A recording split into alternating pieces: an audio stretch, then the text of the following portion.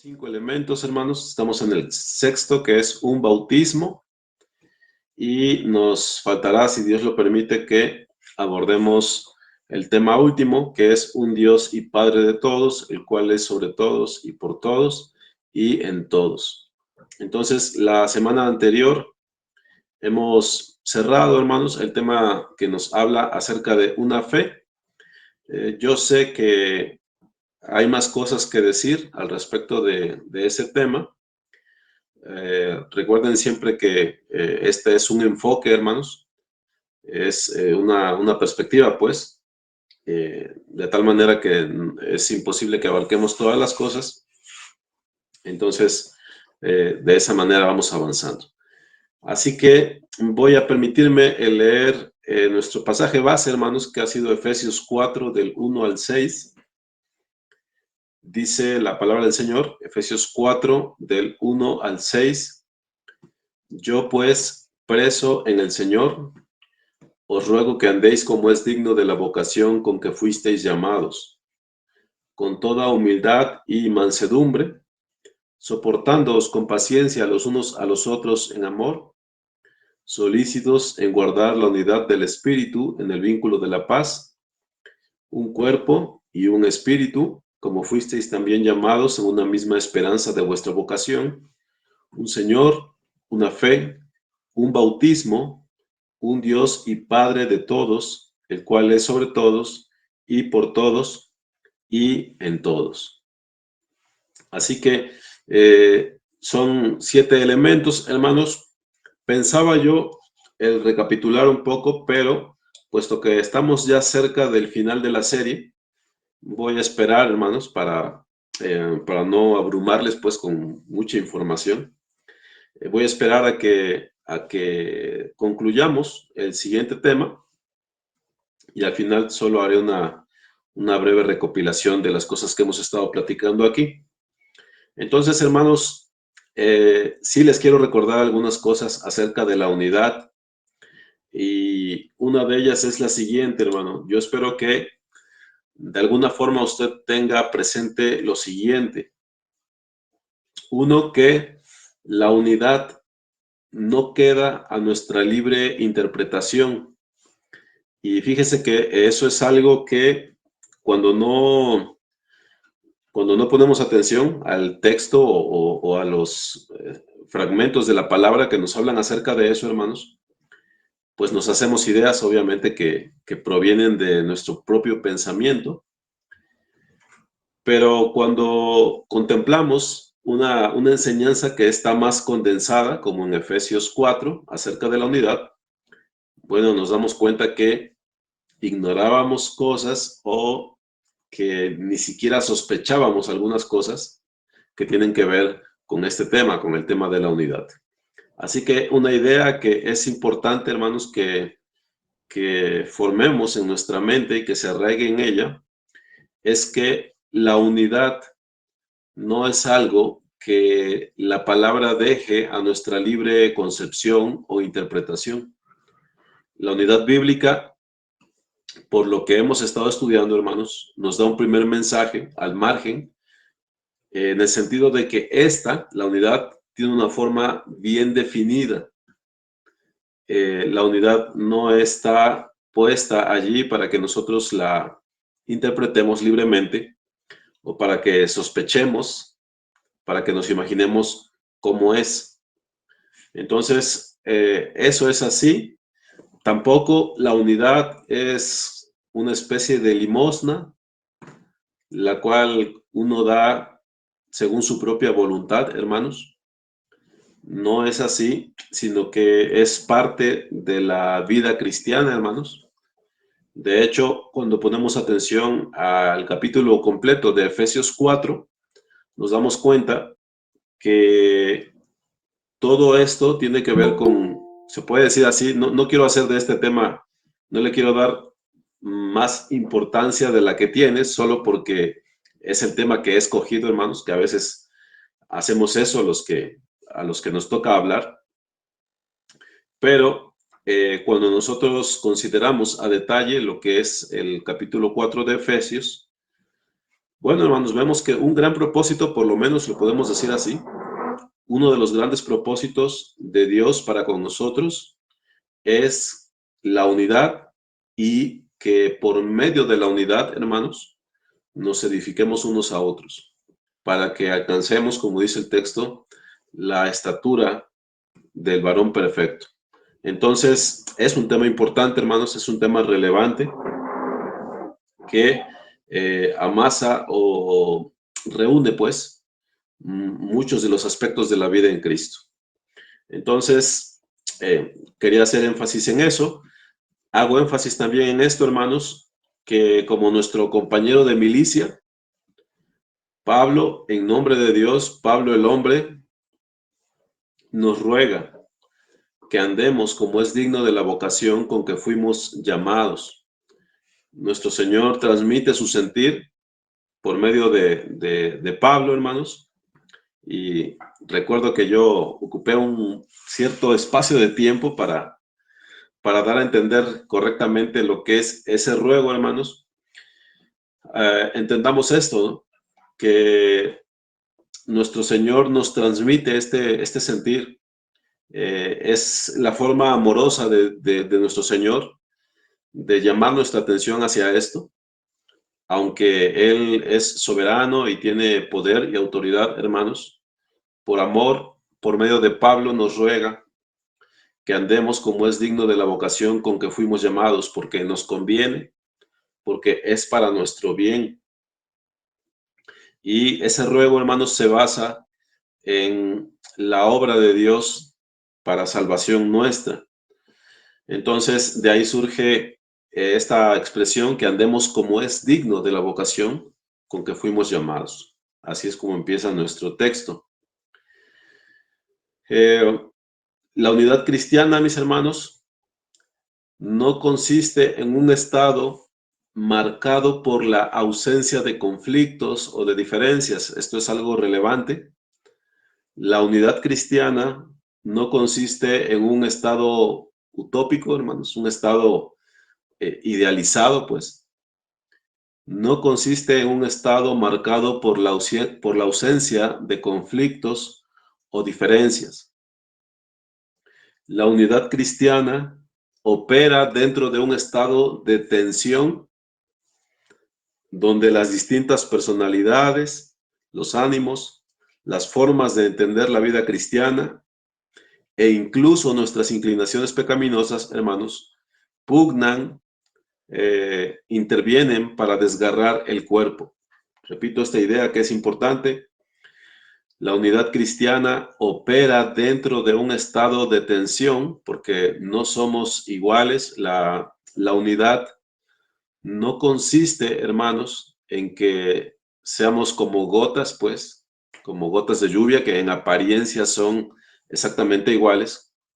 En realidad, la unidad se da, hermanos, cuando esas muchas diferencias que existen entre nosotros se someten a lo que nuestro Señor nos dice por medio de la palabra.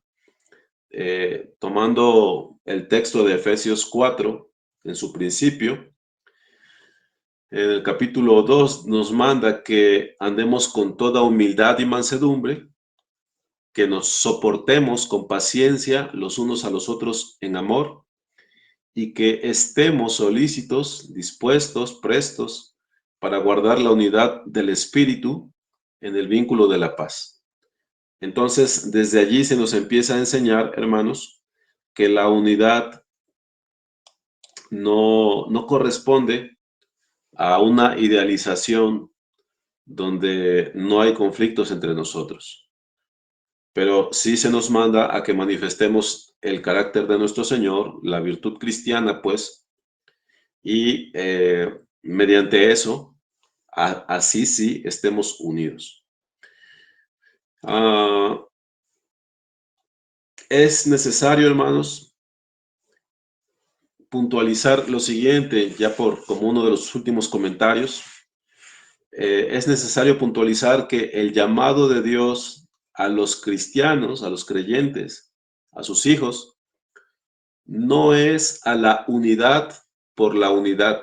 Y ahora explico esto, hermanos. El llamado de Dios no es a la unidad simplemente por manifestar unidad. Ustedes tal vez recuerden ese, ese pasaje donde Saúl es desechado. Samuel va a su encuentro y le da palabra del Señor, le da mensaje y le anuncia que el Señor lo ha desechado. Con todo y recibir ese mensaje que Dios ya le ha desechado, Saúl le pide a Samuel que de todas formas le honre y que suba con él a adorar. No sé si ustedes recuerdan ese pasaje, hermanos. Bueno, uh, lo que Lo que Saúl pretendía allí solamente era una apariencia con los ancianos de Israel, que ellos vieran que el profeta de Dios le respaldaba o estaba con él, y todo eso tenía simplemente intereses meramente humanos. Entonces, Samuel accede y se da una apariencia, hermanos, de tal manera que se podía decir que ahí todavía había unidad entre el rey que gobernaba y el sacerdote o el profeta, pues, que ministraba la palabra del Señor, pero era pura apariencia. Pues bien, los creyentes, hermanos, no estamos llamados a conservar la unidad del cuerpo. Permítame formar esta idea, hermano. Los creyentes en Cristo no estamos llamados a conservar la unidad a toda costa. Esa sería la idea principal en este momento, hermanos. Hay ocasiones en que la palabra nos manda separarnos, pero en ese separarnos, hermanos, todavía se conserva la unidad, la integridad del cuerpo de Cristo. Un pasaje que nos ayuda a entender mejor esto es la primera carta a los Corintios, capítulo 5, versículos 9 al 11. Primera carta a los Corintios 5, del 9 al 11. Os he escrito por carta que no os juntéis con los fornicarios, no absolutamente con los fornicarios de este mundo, o con los avaros, o con los ladrones, o con los idólatras, pues en tal caso os sería necesario salir del mundo. Más bien os escribí que no os juntéis con ninguno, que llamándose hermano, fuese fornicario, o avaro, o idólatra, o maldiciente, o borracho, o ladrón. Con el tal ni aun comáis. Si nosotros mal entendemos la unidad, hermanos, pensaríamos que para que no haya divisiones entre nosotros, debemos soportar la comunión con personas que, llamándose hermanos, hagan todo este tipo de pecados o estas conductas. Bueno, en tal caso, la palabra nos manda que nos separemos, pero también no malentendamos esto, hermanos. Esa separación no lesiona la unidad, porque nosotros seguiremos en comunión con aquellos hermanos que andan ordenadamente.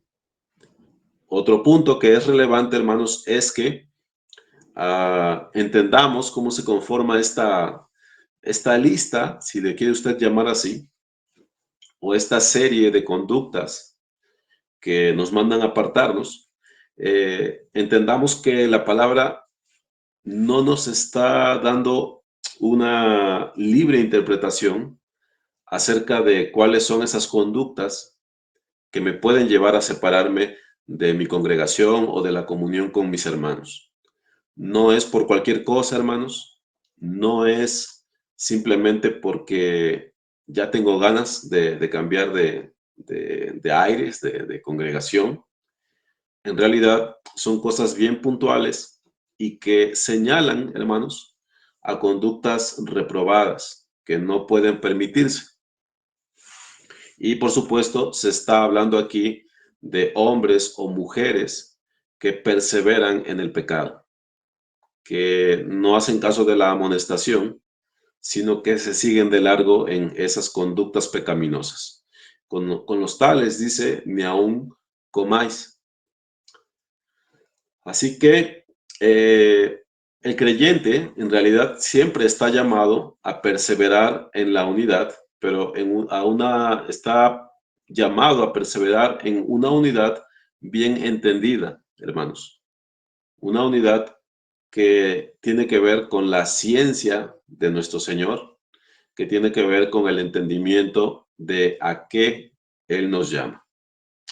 Entonces, los hombres y mujeres que perseveran en la unidad son falibles, pecan también, hermanos, pero estos reaccionan ante la amonestación.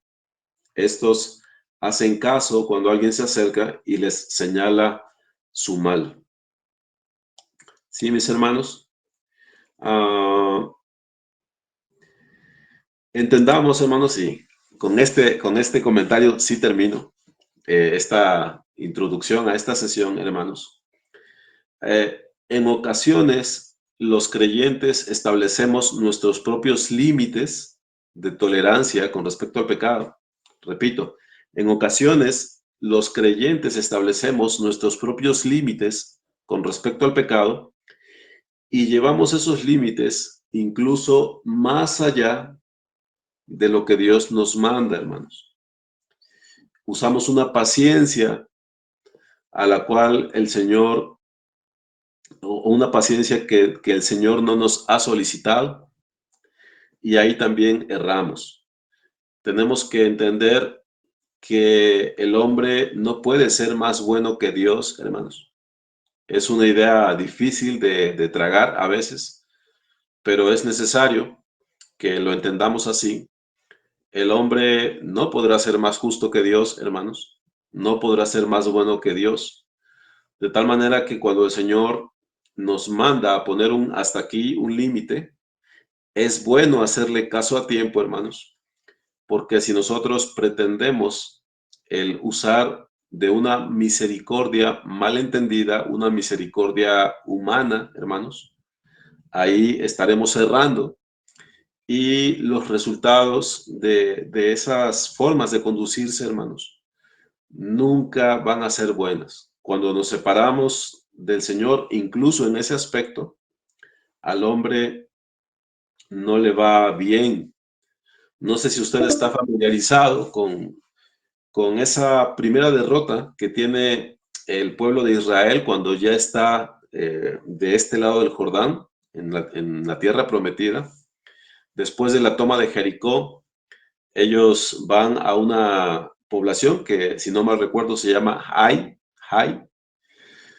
y mandan unos pocos para tomar la ciudad y son derrotados porque había pecado en el pueblo, el famoso pecado de Acán.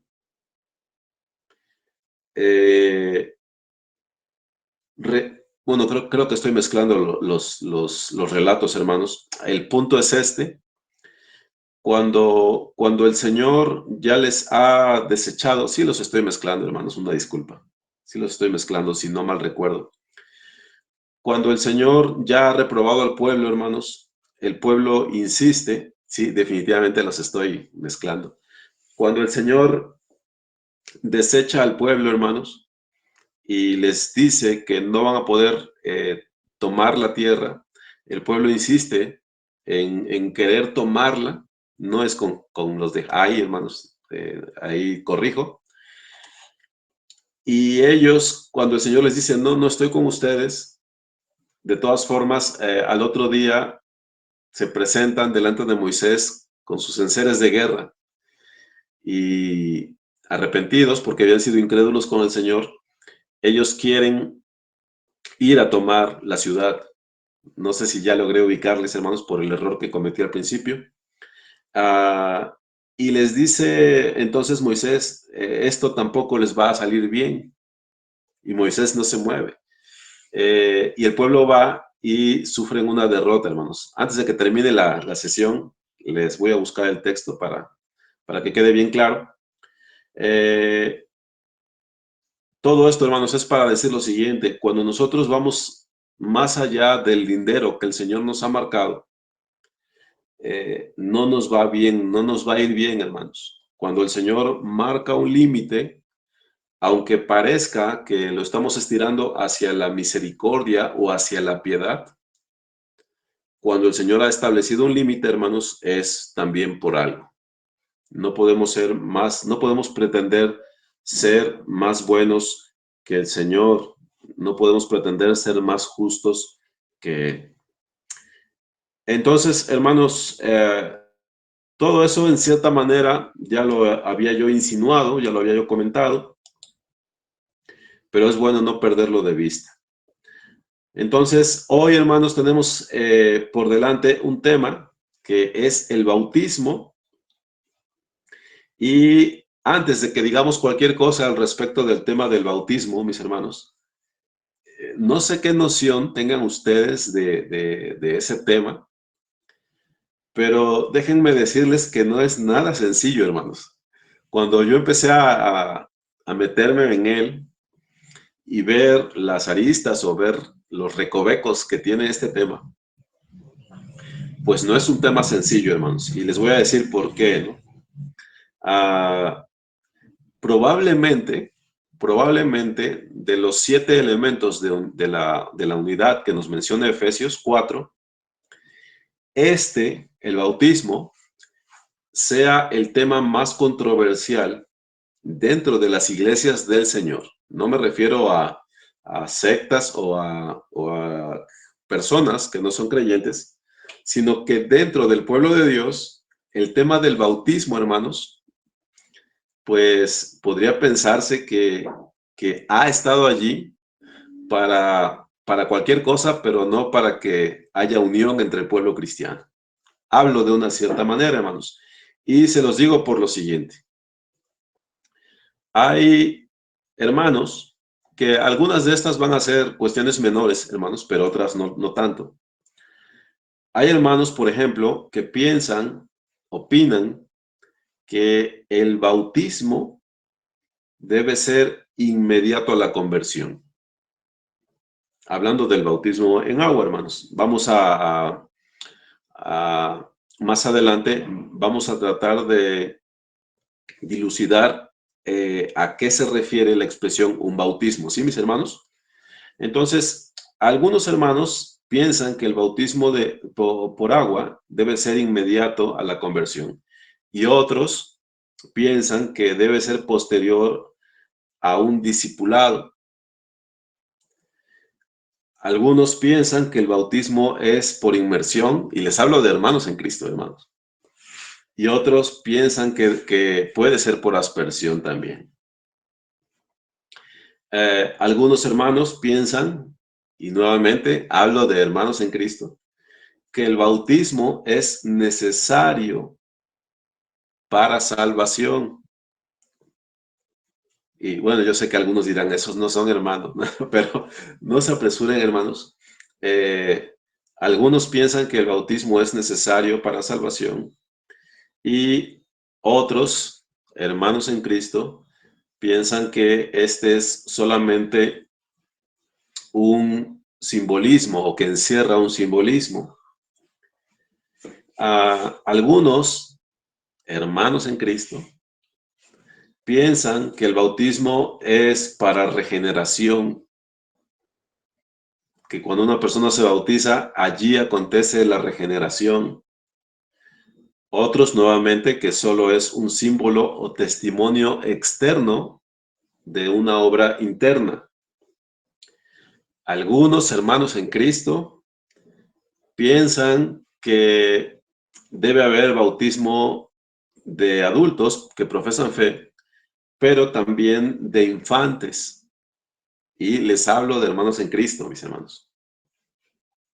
De ahí se derivan algunos términos que algunos no estamos tan familiarizados con ellos, los paidobautistas o los credobautistas. Está, hermanos, también la cuestión del bautismo en el Espíritu Santo, que algunos lo entienden como una segunda visitación. Está también la postura del bautismo como la obra del Espíritu, mediante la cual somos agregados al cuerpo de Cristo, y eso es lo que entienden o lo que entendemos por bautismo. Y luego viene Efesios 4, hermanos, que nos habla de un bautismo. Y luego viene Hebreos 6, como para rematar el asunto, para redondear el asunto, hermanos. Hebreos 6, en su versículo 1 y 2, nos habla de los rudimentos de la doctrina de Cristo. Y los rudimentos de la doctrina de Cristo son el arrepentimiento de obras muertas, la fe en Dios y la doctrina de bautismos, así en plural, la imposición de manos, la resurrección de los muertos y el juicio eterno. Se supone que esos son los rudimentos de la fe, hermanos. Entonces, ahora le digo algo, hermano. A pesar de este panorama, lo cierto es que un bautismo es un elemento que no está puesto para confusión, hermanos. No está puesto para confusión o división. Está puesto allí para la unidad del cuerpo, para la unidad de los creyentes. Sí, mis hermanos. Entonces, eso es solamente una introducción. No es que vayamos a reparar en todas esas cosas, hermanos, porque de verdad nos extenderíamos muchísimo, aunque si ustedes lo quieren, lo podemos hacer. Pero todo esto solamente es, hermanos, para que nosotros comprendamos que los hombres somos así, ¿no? De hecho, cuando se nos llama a la unidad, hermanos, la palabra, o hablándolo más correctamente, nuestro Señor nos llama a esa unidad a sabiendas de todo esto. Entonces, tenemos que lidiar con estas cosas, mis hermanos, y tenemos que llegar, por supuesto, a la médula de lo que el Señor nos quiere decir con esa unidad por medio de un bautismo. ¿Sí, mis hermanos? Entonces, voy a dejar allí ese comentario inicial acerca de lo que es el bautismo o las creencias acerca de lo que el bautismo es, hermanos. Y vamos a abocarnos en el tiempo que resta a dos cosas. Uno, lo que la palabra bautismo significa o nos da a entender, hermanos. Y de allí vamos a abordar dos textos que son Marcos 16:16 y Romanos 6, una porción de ese capítulo, que va a perfilarnos, hermanos, hacia lo que es el tema de una mejor forma. Yo me he ampliado en el comentario, pero la palabra, como siempre, hermanos, la palabra es la que nos centra de una mucho mejor manera para que nuestro pensamiento no esté disperso, ¿sí? Entonces, lo que acabamos de decir ha sido cortesía mía, hermanos. Es solo para tomarlo en cuenta. Y lo siguiente que vamos a hacer es centrarnos más en la palabra. Entonces, la palabra bautismo. Ya vi que quedan 4 minutos, hermanos. Solo hago este comentario y nos desconectamos. La palabra bautismo se deriva indirectamente a través del latín de un sustantivo griego. No me pregunte usted de eso, hermano. El punto es esto. Del griego pasamos al latín y del latín se pasó allá a la habla inglesa, hermanos, y también a nuestro español. Pero esa es la cadena de las cosas. Si tomamos el original, por supuesto, es el griego. Del griego pasó al latín y del latín pasó a nuestros idiomas. Entonces, la palabra griega es baptisma, y esta tiene el significado de lavar o sumergir. Los significados primarios de lavar o sumergir. Ahora, esta palabra, hermanos, cae dentro de un tecnicismo y es importante señalarlo, hermanos. No crean que quiero aparentar algo. Yo he tenido que leer esto y entenderlo. Esta palabra cae en lo que se llama un neologismo y esto significa lo siguiente. Se tomó la palabra bautismo y se aplicó al contexto cristiano y dentro del contexto cristiano llegó a significar ciertas cosas. Es decir, cuando usted escucha la palabra bautismo, hermano, bueno, usted se va hacia lo que es nuestra ordenanza o rito inmediatamente. Ya, por supuesto, si escarbamos un poquito, decimos, sí, pues significa sumergir, pero la palabra fue de un uso tan común entre nosotros que llegó a adquirir o a tomar un significado de lo que es nuestro entorno o lo que nosotros tenemos en mente.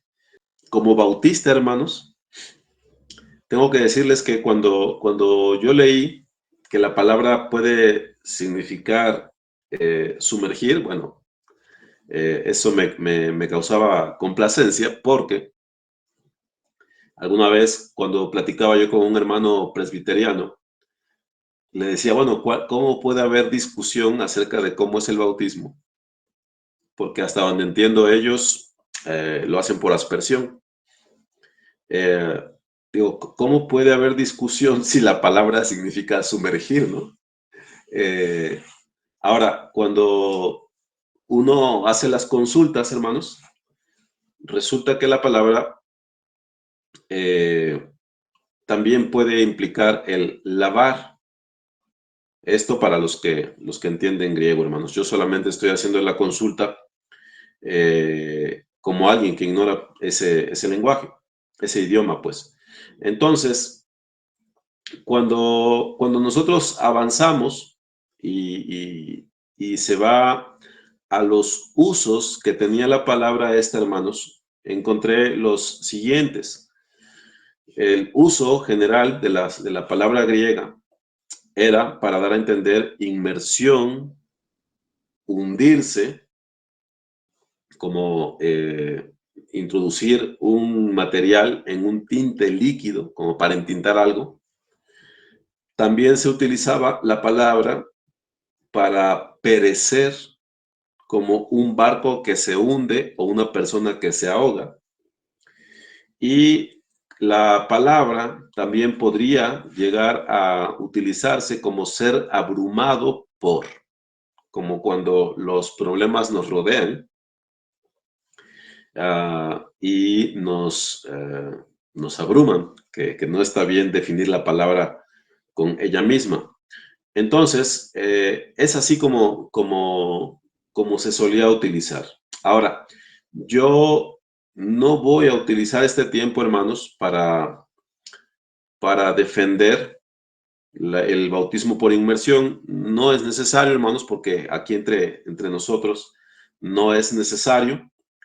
De hecho, solo hago este comentario, que el bautismo es presentado en la palabra, hermanos, como un paralelismo a lo que es la muerte, la sepultura y la resurrección. Vamos a ver el pasaje más adelante y eso implica el que pues, la persona sea sumergida en el agua, ¿no? En ese paralelismo y por el uso de la palabra, por el uso general, por el uso más frecuente de la palabra. Pero no es ese el propósito de este estudio, hermanos. Entonces, vamos a avanzar a ese respecto. Y como suelo extenderme un poco, voy a saltarme una sección, hermanos, y hago esta pregunta. ¿Por dónde vamos a comenzar entonces? Ya que he mencionado todas las controversias que dentro del mundo creyente, dentro del mundo de los cristianos, hay al respecto de la palabra bautismo. ¿Por dónde empezamos entonces, hermanos? Un buen principio sería hacernos la pregunta, y aquí les comento lo siguiente. No pierdo de vista, hermanos, que la palabra o el texto que estoy utilizando, que es Efesios en su capítulo 4, donde se nos habla acerca de un bautismo, no pierdo de vista, hermanos, que precisamente tenemos que llegar a entender a qué se refiere la palabra con el un bautismo, ¿sí? Entonces, no lo pierdo de vista, pero me es necesario hacer este rodeo para no simplemente presentar conclusiones delante de ustedes. Entonces, considero bueno para esto que iniciemos con esta pregunta. El bautismo en agua, hermanos, y aquí usted conteste para sí dentro de su persona, para sí mismo, pues, conteste según lo que usted entienda. El bautismo en agua es una representación o es realidad, tomando en cuenta lo que el bautismo significa, que es nuestra identificación con nuestro Señor Jesucristo, muerte, sepultura y resurrección. El bautismo en agua es una representación o es realidad. La respuesta, hermanos, muchas veces, y aquí no se contraríe usted, mi hermano, la respuesta a veces tiene más que ver con lo que la persona que pregunta tiene en la cabeza que con algo objetivo, porque a veces las preguntas son así. No sé si me explico. Yo, por ejemplo, podría decirle que es una representación, que es simbolismo, porque, bueno, pues en realidad nadie me está metiendo en la tierra, nadie me está metiendo, no estoy muriendo físicamente en ese momento. Pero también, si lo que yo tengo en mente, hermano, son las realidades espirituales que esto simboliza, bueno, yo le podría decir tal vez otra cosa, ¿no? Pero no me meto allí, hermanos, ni quiero enseñar eso como una verdad. Solamente hago eso para ilustrar que a veces la respuesta, cuando el que pregunta dice estás bien o estás mal, la respuesta tiene más que ver con lo que la persona tiene en mente que con algo objetivo. Eso es un comentario al margen, hermanos. Pero mire, vamos a la palabra. Marcos 16, 16.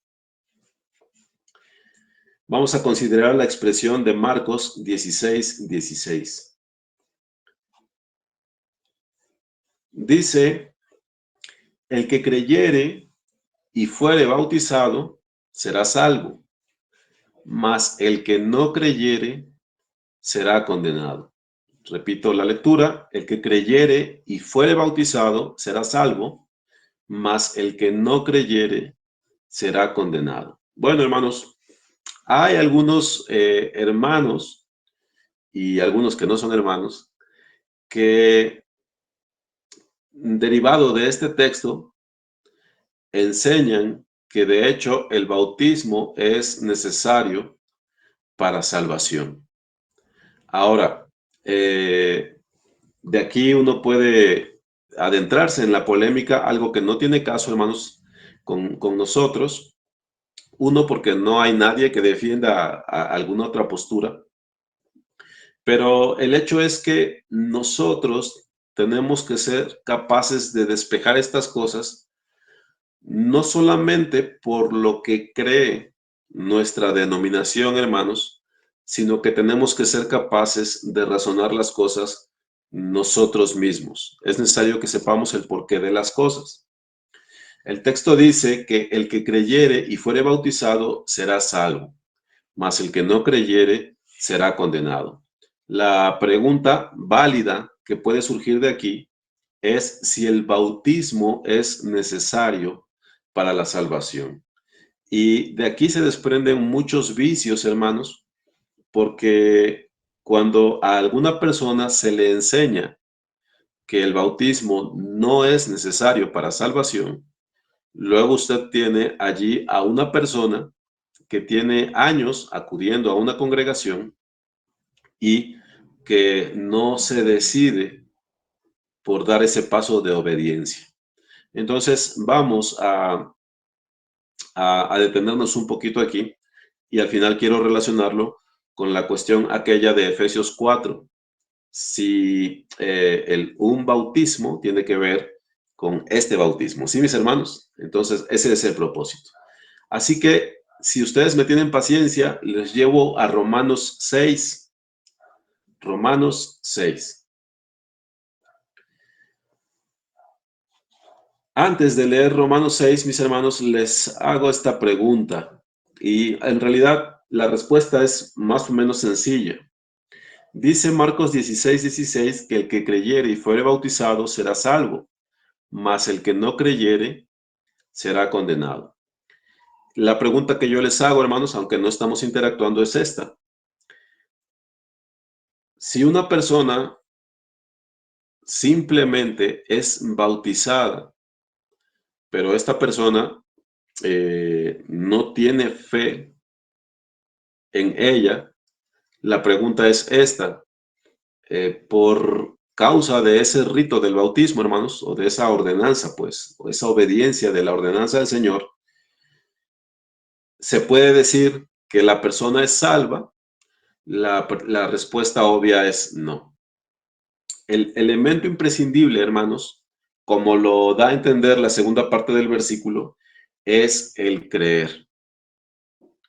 Y lo que voy a tratar de hacer mediante Romanos 6 es el entender por qué Marcos habla de esa manera, por qué él formula esta expresión: el que creyere y fuere bautizado será salvo, mas el que no creyere será condenado. Romanos 6 dice de la siguiente manera, a partir del versículo 1, ¿qué pues diremos? ¿Perseveraremos en el pecado para que la gracia abunde? En ninguna manera, porque los que hemos muerto al pecado, ¿cómo viviremos aún en él? Ponga atención, más atención aquí, mi hermano. ¿O no sabéis que todos los que hemos sido bautizados en Cristo Jesús, hemos sido bautizados en su muerte? Porque somos sepultados juntamente con él para muerte por el bautismo, a fin de que como Cristo resucitó de los muertos por la gloria del Padre, así también nosotros andemos en vida nueva. Porque si fuimos plantados juntamente con él en la semejanza de su muerte, así también lo seremos en la de su resurrección. Sabiendo esto, que nuestro viejo hombre fue crucificado juntamente con él, para que el cuerpo del pecado sea destruido, a fin de que no sirvamos más al pecado. Voy a repetir el versículo 3. ¿O no sabéis que todos los que hemos sido bautizados en Cristo Jesús, hemos sido bautizados en su muerte? Y el que prefigura más las cosas es el versículo 4. Porque somos sepultados juntamente con él para muerte por el bautismo, a fin de que como Cristo resucitó de los muertos por la gloria del Padre, así también nosotros andemos en vida nueva. Bien, mis hermanos, tenemos que establecer aquí un par de cosas, hermanos, y no es tan complicado como pudiera parecer. Cuando Marcos 16:16 habla de que el que creyere y fuere bautizado será salvo, no está tratando Marcos, hermanos, de hablarnos acerca de las dos cosas que necesitas para ser salvo. Y nosotros podemos entender esto en el siguiente sentido. Ya hemos hablado en otros temas, en otras ocasiones, de aquellos que, por ejemplo, en la parábola del sembrador, creen por un tiempo y aunque aquel pasaje no se mete con la cuestión del bautismo, se puede inferir, hermanos, sin caer en la especulación, se puede inferir que esas personas llegan a bautizarse, pero Estas dice que cuando vienen las pruebas, hermanos, se apartan, cuando los afanes de esta vida llegan, bueno, se apartan, no perseveran, y esta no es la descripción de hombres salvos. Entonces, el hecho de que un hombre sea bautizado, como comenté hace un instante, hermanos, eso no le significa la salvación. Ahora, es importante subrayar eso, hermanos, porque, por poner un ejemplo, la Iglesia Católica, cuando, cuando una persona lleva a su niño al bautismo, a la pila bautismal, la afirmación de la Iglesia Católica es que en ese momento es quitado el pecado original del niño, y unen ese bautismo con el nuevo nacimiento prácticamente. Cuando un niño es presentado así en la Iglesia Católica, ellos de alguna manera, hermanos, unen esas dos cosas. Es quitado el pecado original y la persona nace al Señor, o como es limpiada de esa manera, pues se da por sentado que éste ha nacido para el Señor. Entonces, es importante que nosotros entendamos esto, aunque probablemente alguien me diga eso es básico, hermanos, para nosotros, pero hay que hacer una distinción. El que creyere y fuere bautizado será salvo, mas el que no creyere será condenado. Cuando llegamos a la segunda parte del texto, hermanos, solo sobrevive lo que es lo esencial o lo imprescindible, que es el creer. Ahora, cuando Marcos habla así, hermanos, está hablando, no está polemizando, hermanos. Marcos simple y sencillamente nos está diciendo que cuando alguno cree y se identifica con el Señor, eso que acontece en símbolo a nuestros ojos, hermanos, cuando alguien es bautizado, eso se replica en realidad en la esfera espiritual. Y allí es que acontecen estas cosas que leemos en Romanos 6, mis hermanos. Cuando una persona cree, Marcos no está hablando de que, oye, ¿y qué pasa si esta persona? Y después, Marcos está hablando linealmente, vamos a decirlo así. El que creyere y fuere bautizado será salvo, mas el que no creyere será condenado. Marcos no está polemizando. Marcos está hablando linealmente de una persona que cree para salvación.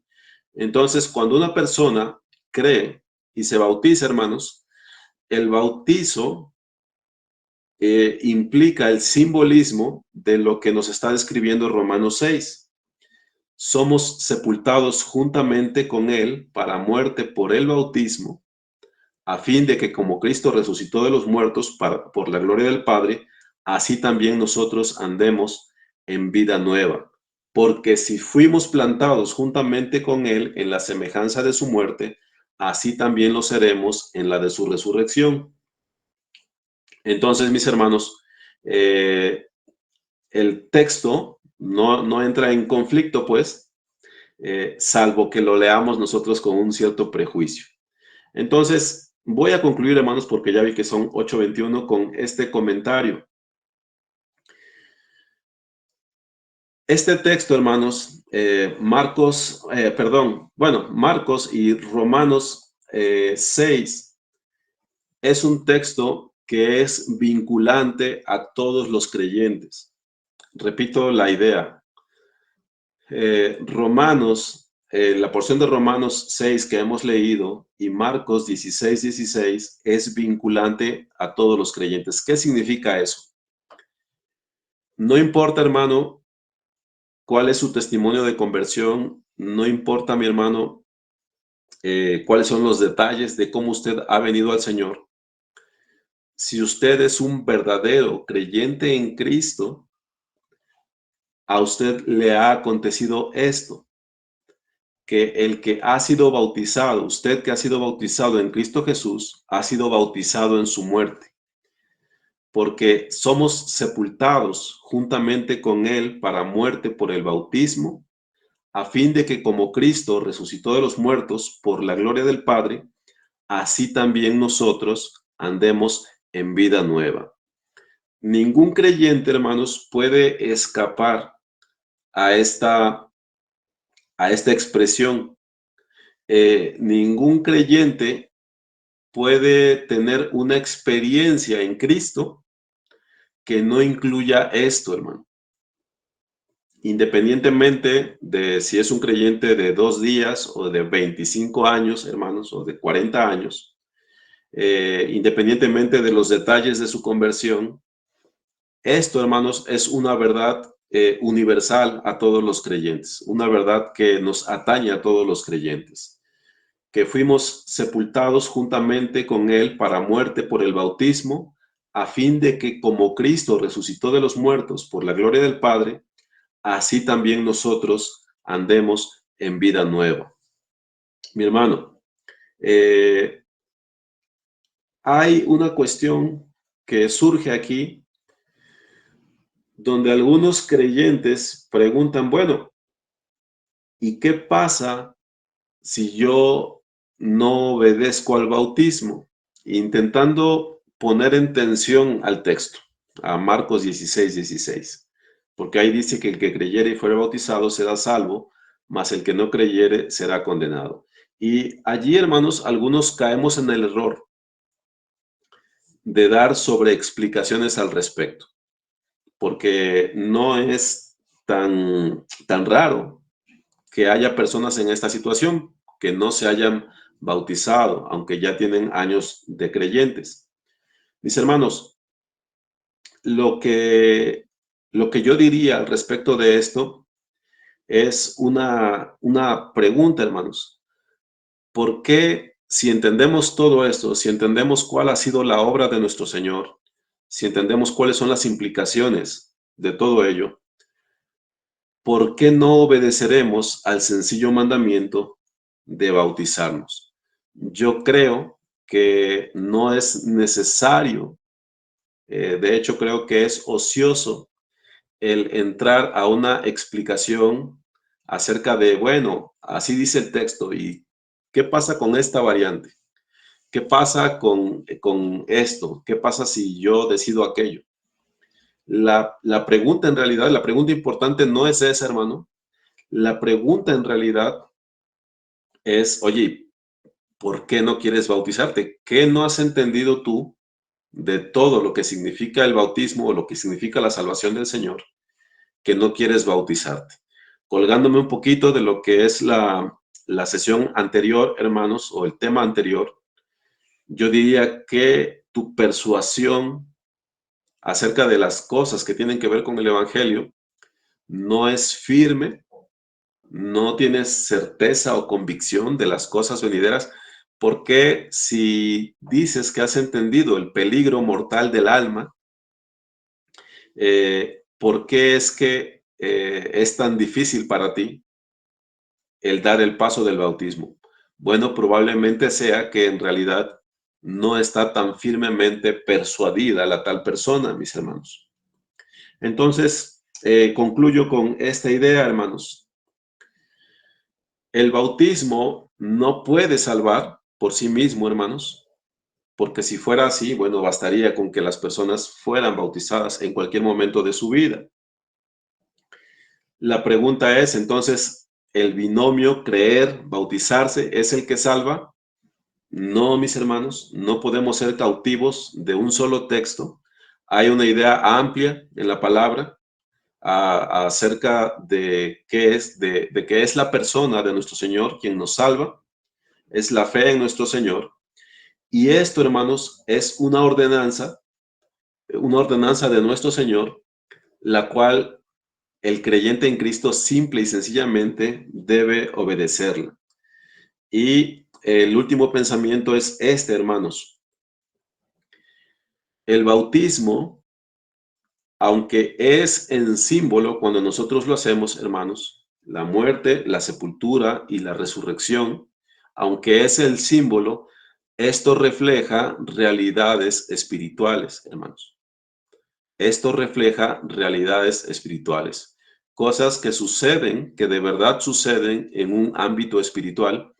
Y esto señala, hermanos, hacia el verdadero un bautismo, vamos a decirlo así, hermanos, que es el bautismo que el Espíritu hace con todo verdadero creyente, que es, por así decirlo, y lo digo ya con palabras muy cortas, hermanos, porque ya estamos por terminar, el Espíritu toma a todo verdadero creyente en Cristo y lo introduce en él, lo sumerge en él, de tal manera que nosotros llegamos a pertenecerle y quedamos rodeados del Señor, quedamos inmersos en él. Pero me estoy anticipando bastante, hermanos. Perdón por soltarlo así tan abruptamente. Me era necesario, hermanos, para que entendamos hacia dónde nos dirigimos. Efesios 4 nos habla acerca de un bautismo, hermanos, y por supuesto, el bautismo que nosotros hacemos en símbolo tiene las implicaciones del bautismo que efectúa, voy a hablar de esa manera, en las regiones celestes, el Espíritu de nuestro Señor, en el ámbito espiritual, y que sucede realmente, hermanos, solo que no a nuestros ojos. Entonces, tomémoslo en cuenta así, hermanos.